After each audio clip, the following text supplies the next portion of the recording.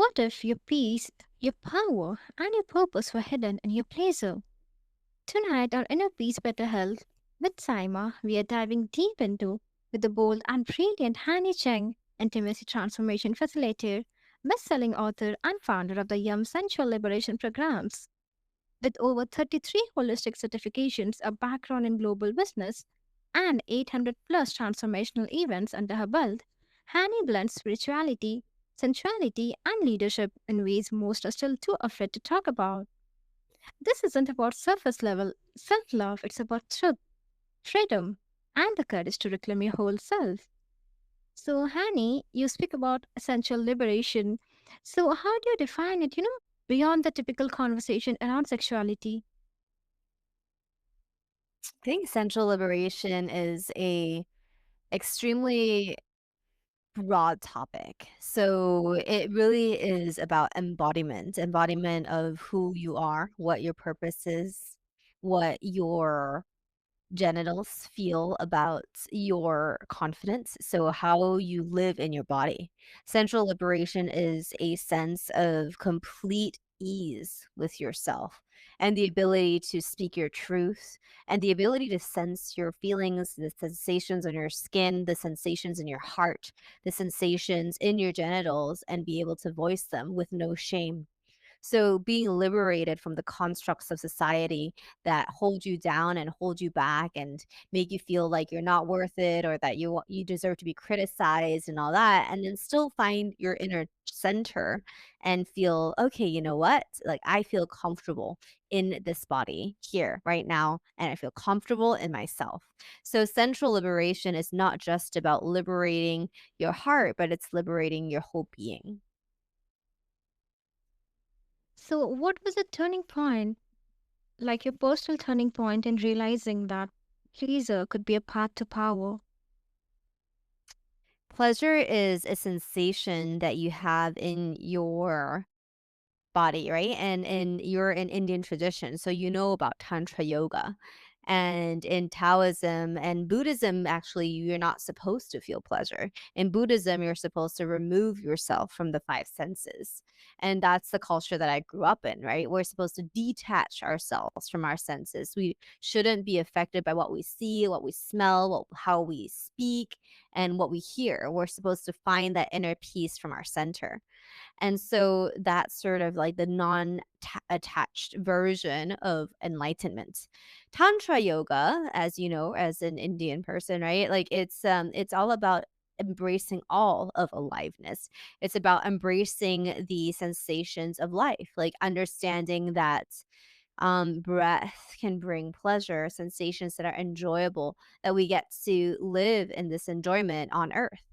And from a scientific perspective, evolutionary perspective, our genitals have are the sense the genitalia has the highest amount of nerve endings with pure purpose of experiencing and sending neurotransmitters slash like chemical signals to the brain to activate the pleasure centers. So why did God or nature create us to receive pleasure?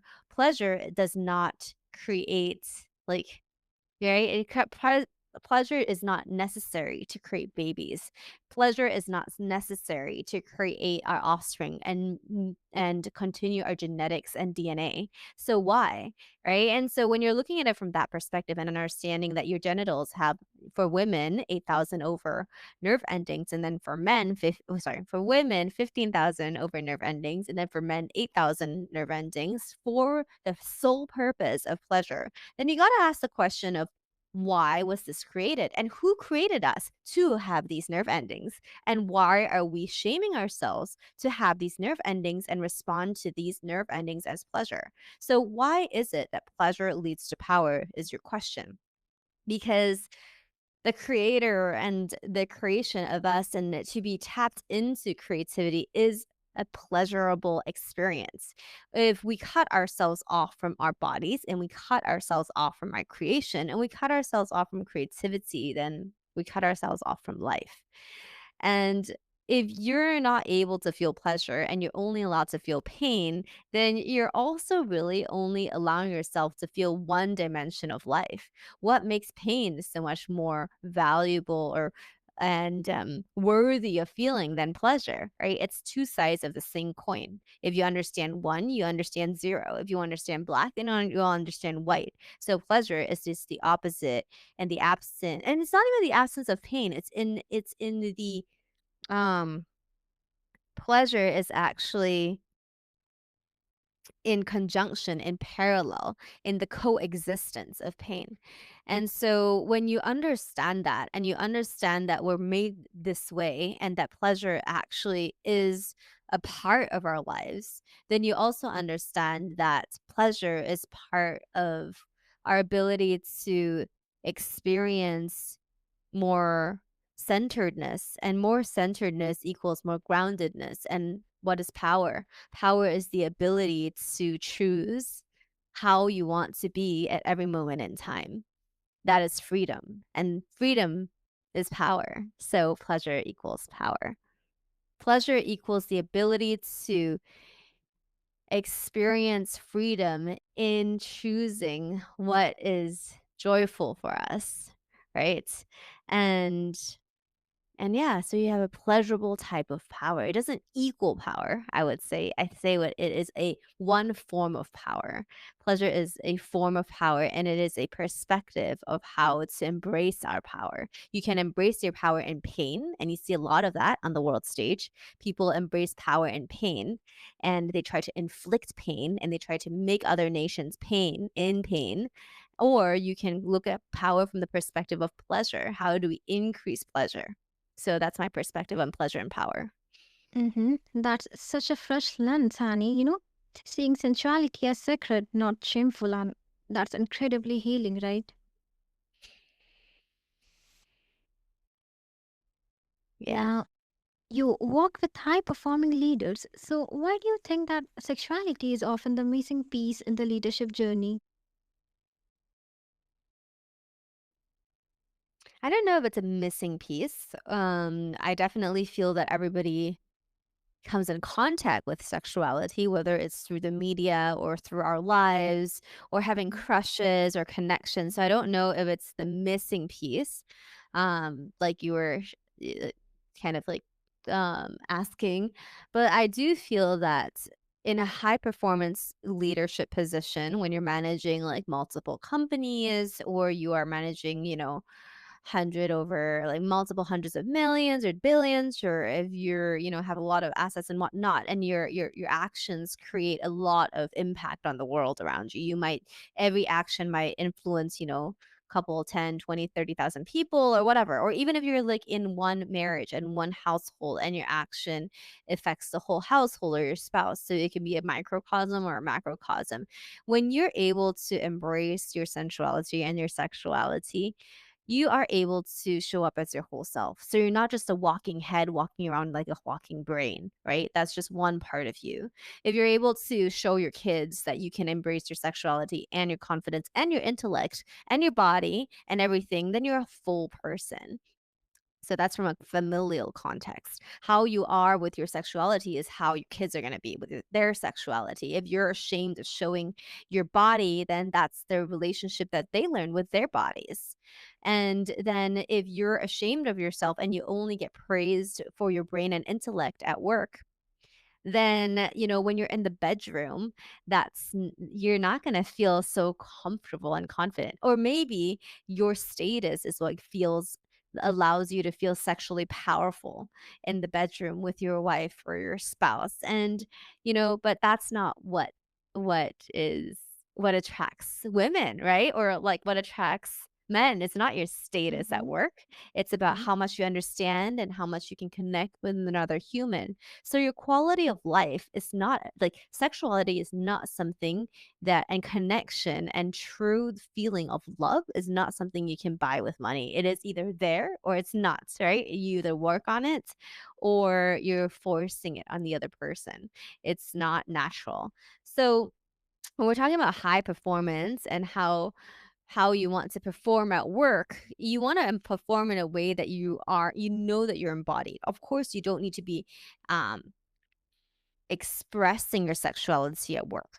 However, when you are comfortable with your sexuality and you're at home and in your private life, your sexuality is flowing with a partner who is embracing you and who you are embracing too, then and you're able to communicate on a level that respects them and that they respect you. And it is in a way that you can create so much beautiful love, that there's so much overflow of positivity, joy, and when you're orgasming together or you're feeling fully alive together, it just spills out into your work. It spills out in the form of patience. You're much more patient with everybody because you're happy and you're fulfilled already. You're coming from a place of fullness and you're overflowing with joy, right? And then if you have a challenge that pops up, like the recent trade wars, and whatnot. Like then instead of seeing as it like all constantly seeing challenges or feeling being like attacked or like feeling in fear, you're gonna look at it through the lens of okay, maybe I can look at it through the lens of solutions and feel like a calmness. You have a bigger capacity to handle challenges and chaos, and you can solve problems in a way that is not like you're being constantly berated and pushed into a corner and making a decision from a place of helplessness, stress, and desperation, right? So when we're looking at integrating the confidence and the feeling of fullness and confidence, it is our bodies, like the full. So love equals approval, and sex is just one avenue. Sexuality is one avenue to give yourself that approval. And so if you want to love yourself, then you got to really allow yourself to approve of your sexuality and your sex life. And to do that, you got to be in integrity with your desires, and also those have a mutual integrity with those you engage with, right? Your spouse, and how you do it. And then how does that translate to work? That translates into a much happier person who then shows up at work. And then you also extend that level of integrity, respect, and confidence in the sense of kindness and empathy and communication and listening skills and love to the people you work with. So it's not just black and white, I'm here just to do this and I'm out. Like there's care that's involved. And so the way that I see it is that when people are able to create so much surplus of joy and happiness at home or in their sex lives, then they're able to show up with more abundance of patience and creativity and joy and positivity and solution oriented perspective at work, which then creates more inspiration for their team members, which creates even more solution oriented cohesion and collaboration at work. So instead of working as a I mean, you could still be working as a means to an end. But, instead of just having like boring work every single day, every single place, like you can create a lot more joy and interest and excitement and engagement at work. And also, you get to do something together as a whole team. Not that you won't get that if your sexuality is not fully expressed. It's just to say that this is a very natural fuel for it. People sometimes work out to get that endorphin rush to go there. Sometimes people, have self care and they do other things to improve their well being to show up in a much positive way at work. Sexuality is something that is a shortcut to all of it. It helps your fitness, it helps your mood, it helps your health, and it helps your communication skills, it helps your emotional satisfaction. So it's one of those multivitamins for your entire being. It's so true, Hani. Actually, real confidence isn't taught in boardrooms, it's felt in the body, right? Yeah. Mm-hmm. I mean, So, it's mhm, confidence is not a theoretical thought. Confidence is something that you feel. yes, that completely makes sense. Now, can you share one gentle step someone can take to unlearn, to start that unlearning process? I think it's like a different technique to deal with a different topic. Each type of conversation is like in my module 3 of my Sensual Liberation program, I have 8 different frameworks to talk about different things before sex and during sex and after sex. So depending on the topic itself, you use the most appropriate way of talking about it. Just like how you would use a different tool in the kitchen to cook a different meal, right? If you're frying eggs, you're going to use like the spatula. Maybe if you're like doing noodles or something, you might use chopsticks. Maybe if you're like cutting stuff, you're going to use a knife. So you're not going to use the same tool of communication for every single issue or every single topic during sexual intercourse. So, are we talking about an emotional topic? Are we talking about like a physiological topic, like during sex, or like what are we talking about? And then so I can understand what type of shame might be associated with that. Emotional topic. Emotional topic. Okay, so for example, Mhm. a scenario would be like you're having sex with your spouse and then you're mad at something or like you remember something in the past or like what's the can you give me an example of a scenario? Like, we we get to revive the past traumas in our life which we faced earlier. Okay, so like they like got mad at you or something and then you're just like, "Why should I open my body up because like you just pissed me Mm-hmm. off like 2 days ago?" Mm-hmm. Yes. Okay. That's a very common scenario, right? Like, especially for women of like, if we don't feel like we're safe and like we don't feel like we can trust someone, then the body automatically just closes. It's like, ha, never mind. Don't even think about it. Like that's sort of how your body reacts, right? And you're closed and you don't want to do it. Like, even if you want to do it, your body might be like, I don't trust this man. Is that true for you? Mm-hmm. Yeah, that completely makes sense for me. Yeah. So then in that particular situation, your shame might be like, "But I am his wife," or "But I am blah blah blah, therefore like I should like actually like, try to open up." Is that accurate to say? Yes. Okay. So then in that particular scenario, you can really the communication tool, like, out of the 8 frameworks that I would use is probably gonna be communication, tool number, I think it's, like, 4 or something, but it's called NVC. So, the structure of that is you wanna state your observations as step 1, and then you want to be able to get in touch with your feelings, step 2, understand what your needs is step 3, and then ask for a request, which is step 4. So, for example, let's say somebody like threatens to break up with you or something just that they pissed you off and you know that it's just like so annoying and you're just like, "Oh my gosh." And then you thought you were over it. And then you're having sex and then in the middle of it a thought Mm-hmm. pops up and it's just like I don't actually like it's like you want to continue and you want to enjoy it but a thought pops up and it's like, "Remember that he said those words."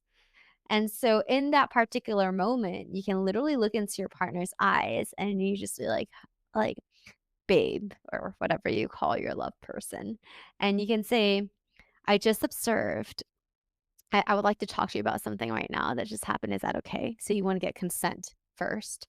And if they're like, "No, you're not allowed to talk about it," then you just be like, "All right, cool. Then I still need to take a pause because I just need to talk about this." Or you can be like, "Then we can close this session," right? Because it's just like, "Well, this is something that I really wanna share, and if you wanna stay in connection with me, I would like to share it." So in the event that he's like, "Sure, like, what's going on? Like, what would you like to talk about?" And you'd be like, "So I observed, like, when we were having like, when as you were entering me, a thought about the past memory came up, and I felt I felt very hurt from so the first thing is observation, right? So you observe that a thought from the past showed up. So Mm-hmm. I observed a thought from the past showed up. Second topic is feeling. What do I feel? I feel very hurt from the comment you made last time. And I also feel angry.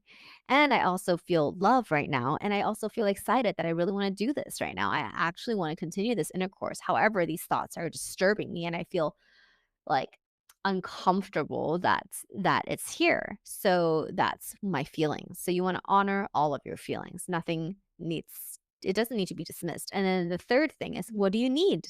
Like, I need you to apologize, or I need you to, I need you to take a pause and breathe with me. I need you to realize that that's something that is not okay in the future.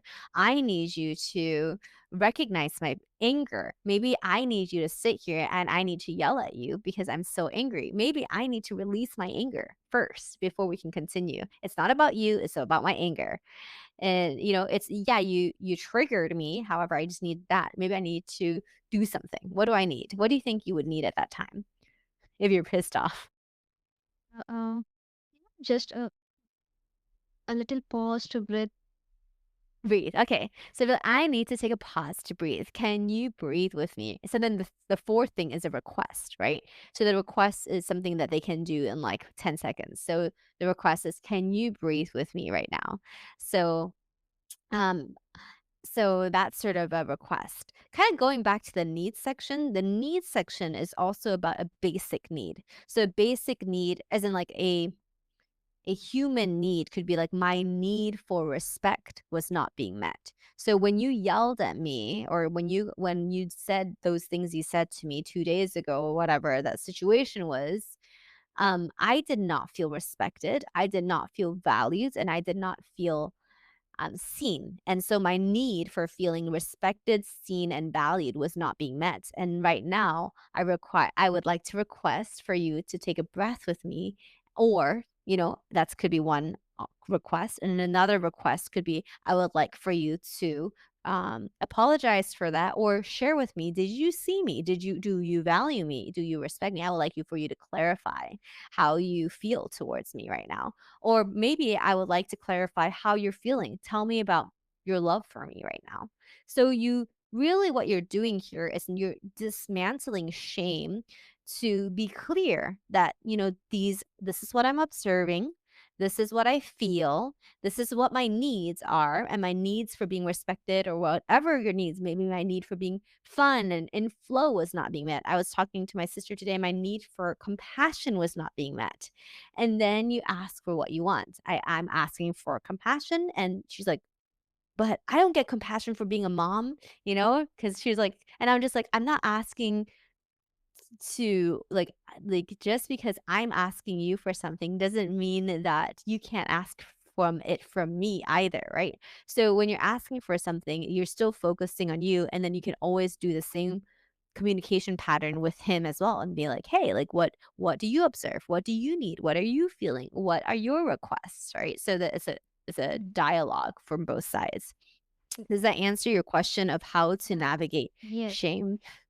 it's really noteworthy. Huge thanks to you, Hani Chang, for lighting the path back to embodied truth and unapologetic power. And for all our listeners out there, sensual liberation isn't about indulgence; it's about integration. It's about coming home to the parts of we have silenced and letting them speak love, leadership, and liberation. And if this episode sparked a shift, share it forward. And remember, the body never lies. So listen in and lead from your deepest truth. Until next time, stay present, stay powerful, and keep your peace rooted in pleasure.